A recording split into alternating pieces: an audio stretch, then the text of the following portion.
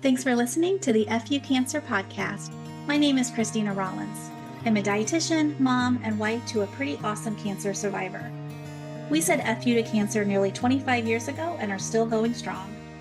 I'm excited to share the FU Cancer movement, where we are a community of survivors, fighters, caregivers, and advocates, connecting our shared experiences, passion, and determination to live a holistic and well-balanced life. Stay tuned, because we've got a lot to talk about. Receiving a cancer diagnosis is life-changing. And one of the first questions that comes to mind is, what are my treatment options? The answer isn't a one-size-fits-all. It depends on factors like the type of cancer, its severity, and where it's located. Some treatments work throughout the entire body, like chemotherapy, while others are more targeted, focusing on a specific tumor or area. One of the most widely used local treatment options is radiation therapy, prescribed to nearly 50% of all cancer patients at some point in their care. But how does it work? And what should patients expect? And how is radiation therapy evolving with new technology? To help answer these questions, I'm joined today by Dr. Raldow, an expert in radiation oncology. Dr. Raldow is an associate professor at UCLA's David Geffen School of Medicine, specializing in the treatment of gastrointestinal and blood cancers. With extensive training from Yale, Harvard, and Memorial Sloan Kettering, she brings a wealth of knowledge in cutting-edge radiation therapies, including IMRT, MRGRT, and SBRT. Beyond patient care, her research focuses on therapeutic decision-making, cost-effective care, and quality of life. Dr. Raldo, thank you so much for being here today. Thanks so much for having me. I'm excited. So let's start with the basics. When is radiation therapy prescribed for cancer patients? So radiation therapy can be prescribed for cancer patients in several different scenarios. It really depends on the type of cancer, the location of the cancer, the stage of the cancer, and also a patient's overall treatment goals. There are some main situations when radiation therapy is commonly used. So it can be used with definitive intent. So it can be used as the primary treatment to eliminate cancer. And that can be used either alone or with other therapies. So an example of this would be treating early stage prostate cancer with just radiation therapy alone. Or treating a patient with head and neck cancer, where there's not necessarily a surgery planned, but we combine chemotherapy with radiation for curative or definitive intent. Radiation can also be used after surgery to kill remaining microscopic cancer cells.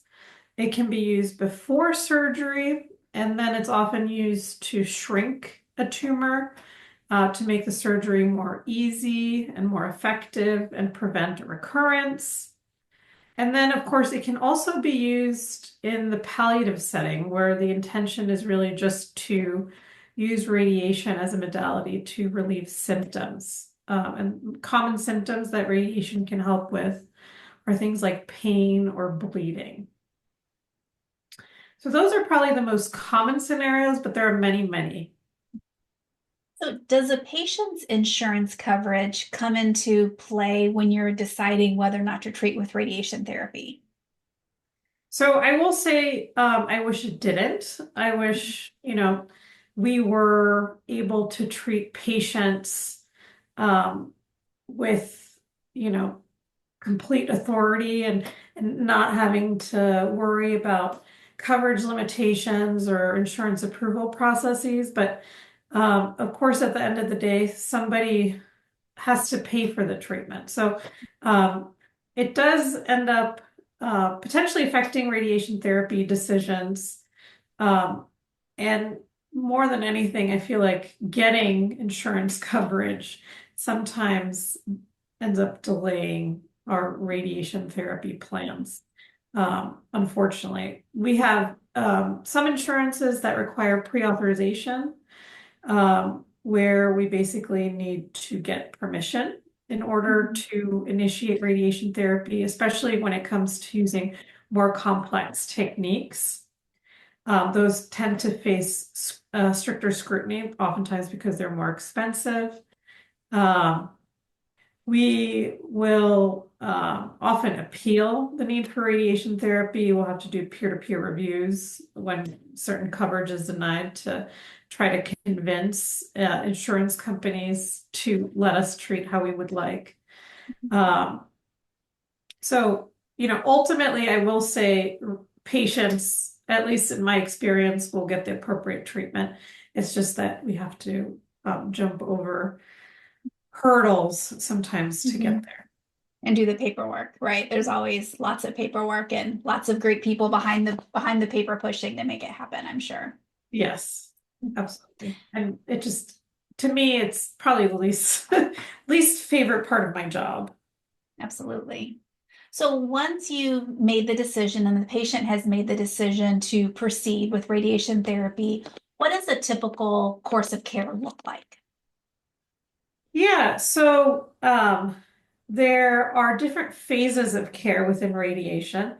The first phase of care is to meet a radiation oncology for consultation, where the radiation oncologist, will assess the diagnosis and recommend whether or not to proceed with radiation, and if so, what type. If the decision is made to proceed with radiation therapy, the next step is typically a simulation or a planning scan where we position the patient in the same way that they'll be in for the actual treatment and then take imaging that we will then use for treatment planning purposes. So when we're doing treatment planning, we're basically delineating the tumor and any organs at risk. And then we work closely with our medical physics team. And that team helps us design a precise plan using specialized software. And the radiation course itself can vary a little bit, but typically radiation is delivered on a daily basis, Monday through Friday, over several weeks. Um, if it's over several weeks, that's generally called conventional fractionation. And, the courses can span, even sometimes up to 8 weeks. So that's rare. Usually probably closer to 5, but between 5 and 8 weeks is a conventional fractionation dose or conventional fractionation treatment duration. Mhm. Oftentimes we can shorten that when we're using techniques like SBRT, stereotactic body radiation therapy. Stereotactic body radiation therapy is typically delivered only between 1 and 5 treatments. And when we're treating patients palliatively, so to try to relieve some of their symptoms, that can range anywhere from just 1 treatment to 10 treatments. Each session is about 15-20 minutes. Most of that time is actually spent setting the patient up correctly and taking verification imaging. And then the beam on time is typically 5 minutes or less. And while patients are getting radiation therapy, they're seen weekly during treatment by the radiation oncologist just to monitor side effects and see if there's anything that the patient needs or any questions that the patient has. And then, of course, after the radiation course is completed, we often see patients for follow-up. How would you differentiate the various forms of radiation that you typically utilize? Really thinking about someone who doesn't have a science background, like how would you explain it to them? Yeah, so I think I mentioned earlier that getting radiation is like getting a long targeted X-ray. So it's not painful in any way, but that X-ray or the beam can range from being pretty basic to utilizing more advanced techniques, more precise techniques, um, where we um, can make that beam really, really uh, complicated and shaped and precise. And what we choose depends on the type of cancer that a patient has, what the goals of treatment are, where it is, and what's, safe and effective for the patient. But basically, things like IMRT, 3D conformal therapy, 2D conformal therapy, although that jargon that radiation oncologists use to describe, um, how we design a radiation treatment plan is basically referring to basic to more advanced techniques of how to shape that beam. So this really is individualized care where you're looking at the patient, the type of cancer, what type of tumor they have, and then you're creating a plan that's exactly for what they need. Exactly. And it's also personalized in the sense that, no two patients' anatomy is the same. And Mhm. so every single radiation plan that we design is suited, in addition to those things that you mentioned, also to a patient's individual anatomy. So how has radiation therapy changed or improved in recent years? Yeah, we've had a lot of technological advancements in recent years. Radiation therapy used to be, or the techniques used to be pretty simple with just, two beams.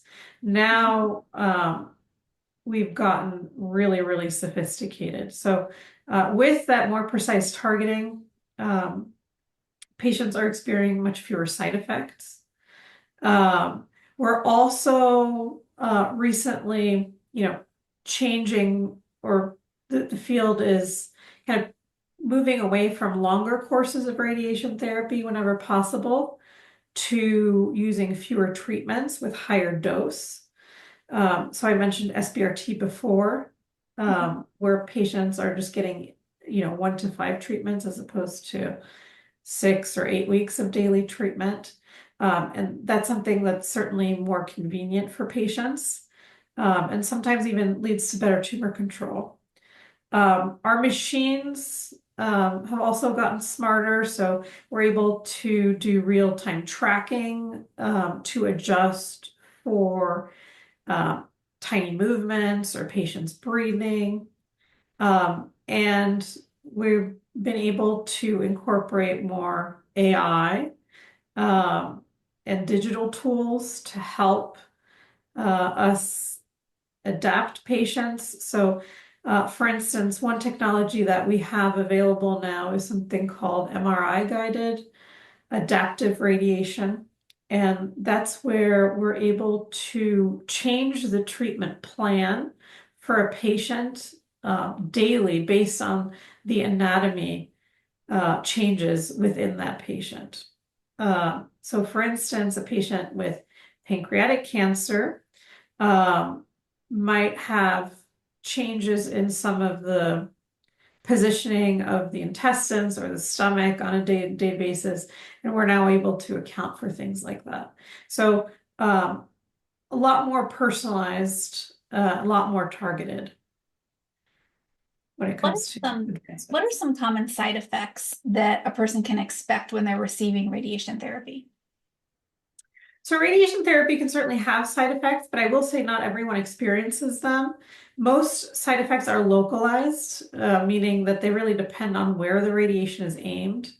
Side effects will also depend on, the dose that's given. But generally speaking, side effects tend to be organized into general side effects and site-specific side effects. Some of the general side effects that many of our patients will experience include fatigue and skin changes.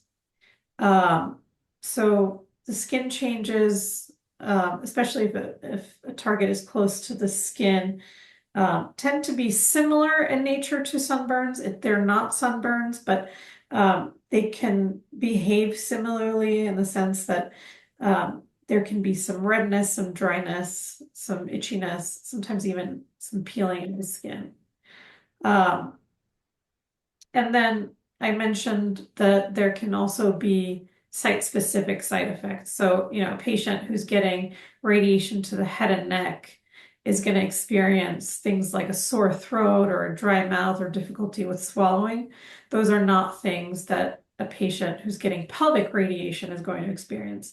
Patient who's getting radiation therapy in the pelvis are more likely to experience things like gastrointestinal upset, diarrhea, potential for, some abdominal cramping, things like that. And what are some techniques that you found to be successful in helping patients prevent or manage these side effects? So I will say that in general, most side effects are temporary and they're manageable. And our treatment team and treatment teams in general are very comfortable with managing these side effects and monitoring these side effects. And that's part of why patients have a weekly visit with the radiation oncologist to discuss. And I will also say that the newer treatment techniques that we've had have really helped to limit side effects by sparing normal healthy tissue. But, in general, things that you can do to prevent or manage side effects are, manage fatigue, make sure you listen to your body, rest when you need it, but, try some light activity if you can. Stay hydrated. I've seen patients become dehydrated, and that just makes them feel crummy. So staying hydrated is really important. Let other people help if you have, support around you, and make sure that you're communicating with your patient team. So speak up early, speak up often. If you tell us what you're feeling, we can help, and side effects are generally more easily treated when they're caught early. Other than that, make sure you, of course, eat.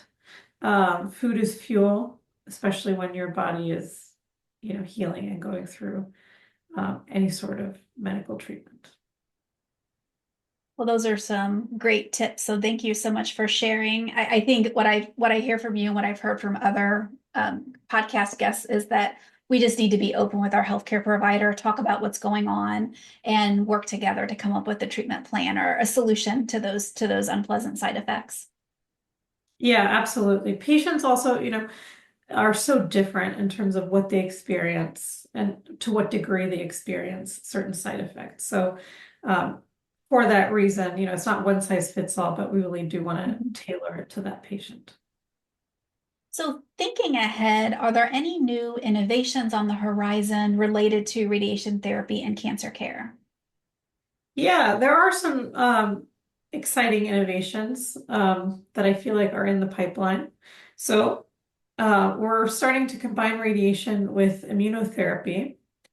And there are many clinical trials that are testing timing and dose combinations to make that synergy work better.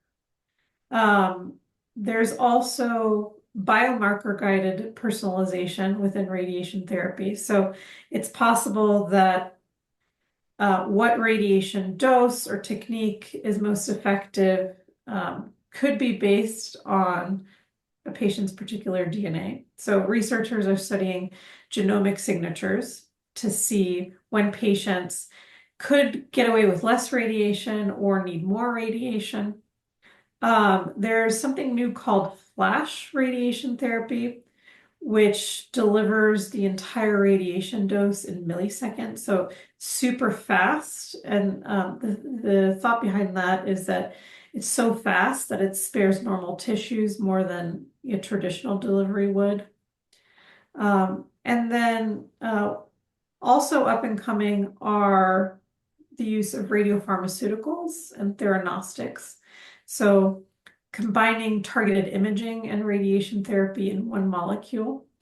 An example is the use of lutetium-177 PSMA for metastatic prostate cancer that delivers a radiation treatment basically directly to the cancer cells. So lots of things in the pipeline and many kind of future things to watch out for.